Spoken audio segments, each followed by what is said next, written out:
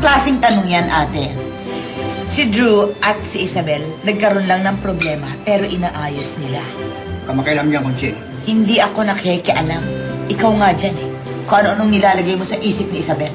Wala akong ginagawang gano'n, ha? Anong wala? Halatang halata ka. Eh, hindi naman kayong tinatanong ko eh. Si Isabel. Sino ba talaga sa kanila? Si Polinaria o si Ospital?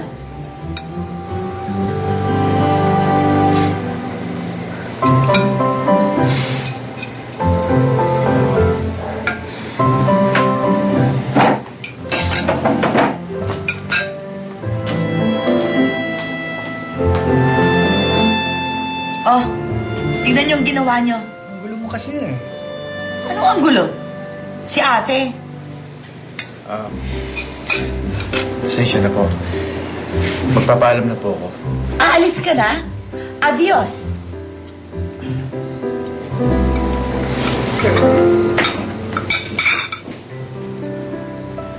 Pasensya na ako kayo. Pati pagkain yun, nabala ko pa. Walang abala. Ako humingi ng dispensa sa'yo. Alam mo yung misis ko, ganun lagi. Pasensya ka na.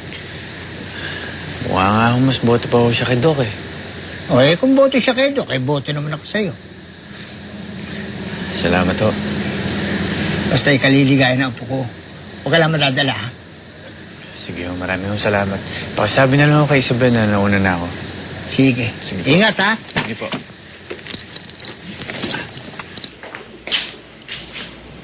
Siya ba? Sino? Ang dahilan kung bakit ka umatas sa kasal natin. Drew, kaibigan ko lang si Manuel. Naniligaw? Oo. Mahal mo na ba siya? Madalas nga ako sa kasal natin dahil naguguluhan ako. Sa tingin mo ba may puwang pa sa puso ko ngayon para magmahal? Hindi mo na sinagot yung tanong ko eh.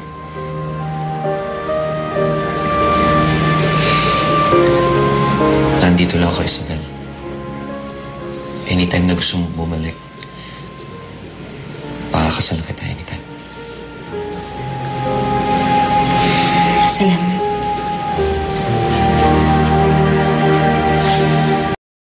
Ano namang kabulastugan tong ginawa mo, Manuel? Bakit ho? Nagrereklamo ang pamilya ng namatayan. Ang tagal daw bago iburo lang kanilang patay. Ano ba nangyari?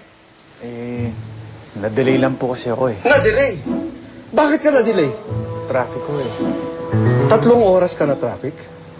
Kasi merong banggaan yata o may tumaob na malaking truck na sumita. Baka ang sabihin mo, may pinuntahan kang iba at bitbit mo ang bangkay sa likod ng karo. Tama ba ako? So, totoo nga. May dinaanan po kasi ako pero hindi naman ako inabot ng 3 oras. Oy naman ho yun. Kaya 1 oras, kaya 1 minuto, walang delay dapat ang mapatay. Ano ka ba? Hindi ka ba nag-iisip?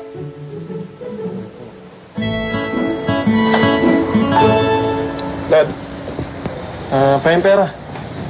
Para sa ano? May date ako eh. Ito. 5,000. Thank you. Sige, ano na ako sa inyo? Sige, bumalik ka na ng trabaho. Ayan, okay ho ba? Uy, oo, maganda. Gustuhan ko. Uy, excuse me, pwede ba magamit yung CR niyo? Sige ho. Sandali.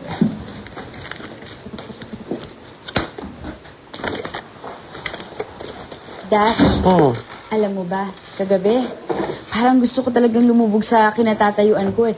Imagine mo ba naman ha, sa harapan ni Manuel at ni Drew, pinapili ako ng lola ko kung sinong mas gusto ko. Ay, talaga? O sinong pinili mo? Wala. Hindi ko kasi alam talaga kung sinong gusto ko eh. Ano ka ba? Ang simple-simple lang. Ini, mini, mine, ma'am. Sana nga ganun kadali, diba? Hindi ba talaga alam? Wala ka man lang bang na pagbabalingan ng pansin mo? May isa sa kanila? Well, si Drew kasi matagal na kami. Alam mo yun, kilala na namin yung isa't isa. Komportable na kami. Si Manuel? Si Manuel naman, hindi ko siya kilala. Alam mo yun, nakuha nga niyang iwan yung girlfriend niya siguro kaya din niyang gawin sa akin yun, diba? Saka masyado si Manuel cowboy eh. Hindi katulad ni Drew na well-mannered. Alam mo yon? Pero... Ay, may pero. Yan yun. O ano yung pero? Pero, na-excite kasi ako kay Manuel eh. Alam mo yun, yung napapatawa niya ako, napapangiti niya ako, ganun. O, yun lang yun. Ano ang pipiliin mo? Yung komportable ka o yung exciting? Pag-isipan mo yan. Meanwhile, parang ang tagal yata ng lola mo sa CR. Oo nga, no? Eh, baka kasi masakit yung ano. Checkin natin. Mrs. Sukiyaki, are you alright over there? Hindi sumasagot. Huwag mo nang guluhin. Gusto mo nang guluhin. Mrs. Sukiyaki? Eh, di ba may lakad pa siya? Hello? Ay. Mrs. Mrs. Sukiyaki? Mrs. Isabel, bilis. Oh my gosh. Mrs. Sukiyaki? Hello? Oh my God! Ay, naku! Humingi ka ng tulong! Sabagan ko si Manuel! Ano ka ba? Huwag yun! Hindi pa tayo sigurado kung tsugi na to! Yung isa yung doktor! Oo, kapala sandali. Ako, Mrs. Sukiyaki. Good.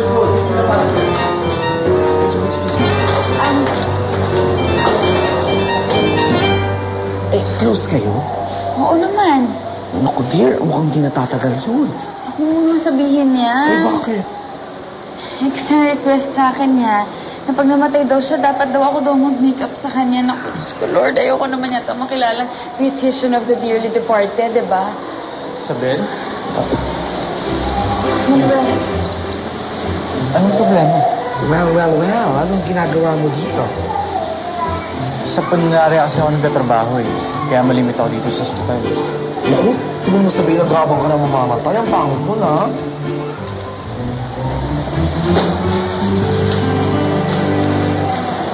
Tsaka Isabel, patay na si Miss Sukiyaki.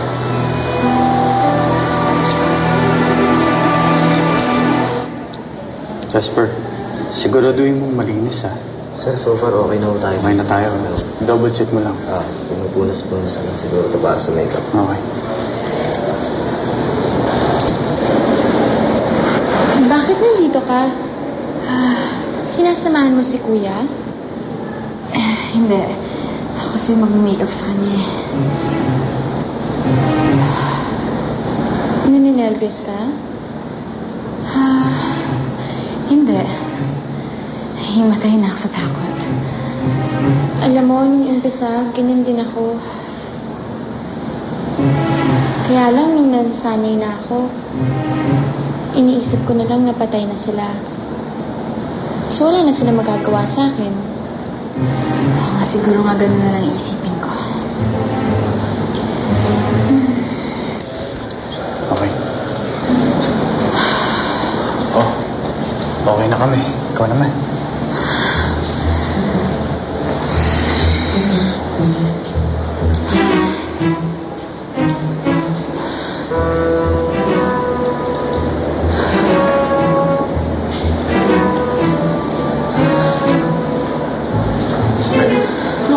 Okay ka na ba?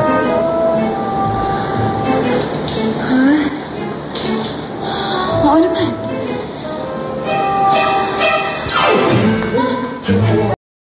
Ba, parang natutulog lang. Hindi naman akong gumawa niyan eh. Ba, sino? Si Manuel, tsaka yung kapatid niya. Aba, ano nga naman ano? Hindi lang pala magaling humawak ng mga patay, magaling pa mag-makeup. Alam mo, Isabel, siya na lang piliin mo. At least, pag namatay ka, maganda ang pagkakaimbalsa mo sa'yo at beautiful ka pa din. Alam mo, sira ka talaga, no? Isabel? Ano?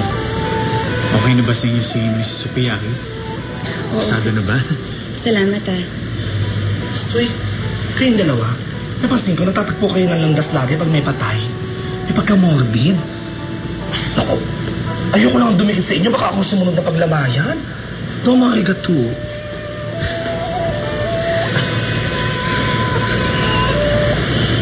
Ang ganda ng makeup. Parang natutulog lang si Ma'am. Tignan mo, oh. Sino kaya nag-makeup niya? Napakaganda. Oo nga. Parang bumata siya. Hindi siya nakakasawang pagmasta mukhang Haponesa.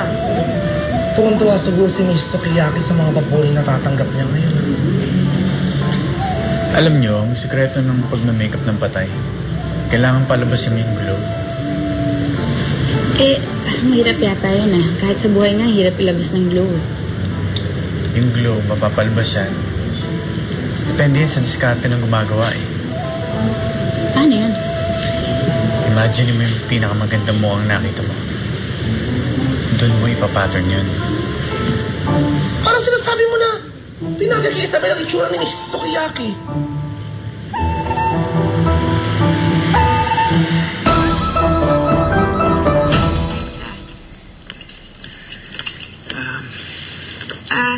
Siya nga pala, pasensya ka na, hindi na kita mapapasok sa loob eh. Hindi, okay lang. Okay lang. Sige, mauna na ako. Sige. Teka nga pala, bukas baka, okay lang ba na daanan kita o sundin sana kita sa shop eh? Okay lang ba yun?